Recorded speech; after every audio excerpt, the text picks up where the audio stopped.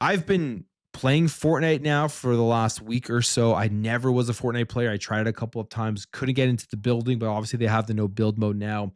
And I actually had fun with this. So I am going to check out, at least for the first month or so, the Fortnite crew to see what it's all about, what the battle pass brings in, if there's stuff in there that I'm going to want to claim and play towards. So cool stuff there. And yeah, if you're on the handheld, you're on your PC, you just get it now from the Xbox Play Anywhere, the Xbox store itself. You're not going to have to download another launcher or anything to jump in and play the game.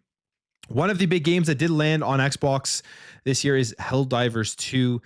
Obviously, this was a second party funded PlayStation game that was originally console exclusive to the PS5. Then it did get announced for Xbox, and the game had a big revitalization when it did come onto Xbox. A lot of that, I think, had to do with the Halo content that was coming in. PlayStation has admitted that the Xbox launch of Helldivers 2 had a very positive effect on the game and helped the game do better.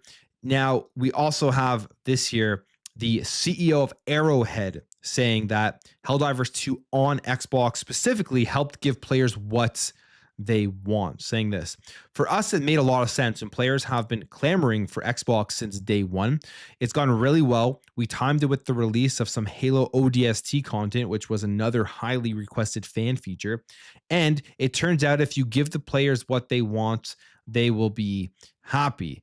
And that, again, coincides here with the launch on Xbox. This was an interview with the Games Business Podcast and CEO Shams Jorjani.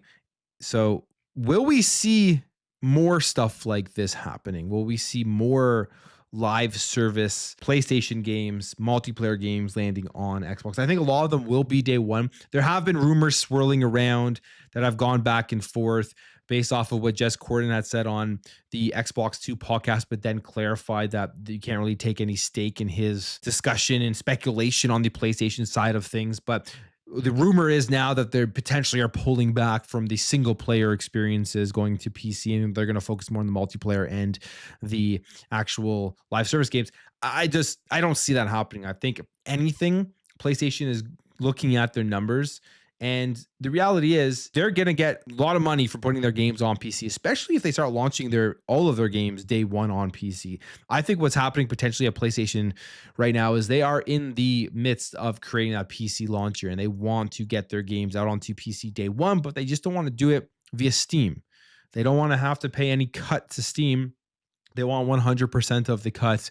And when they do eventually, or if they eventually launch a PC launcher, you'll start seeing PlayStation games with that cross-buy feature day one on PC and on the PlayStation 5. That's my prediction, but we'll see what happens. The other thing is taking games off of Steam has never worked for anybody, or not putting your games in Steam has never worked for anybody. Steam is a tentpole. It is the big PC launcher that PC players will never stray away from, and you get a ton of sales from there. So will they put their games onto PC day one, same day it launches on PlayStation 5? I think so, as I've been saying for a long time now, that they will do it, but I think it's going to happen with the PC launcher that they are creating, and then they'll probably also release it on Steam too, but they'll try to get as much 100% cut from their games on PC as much as possible.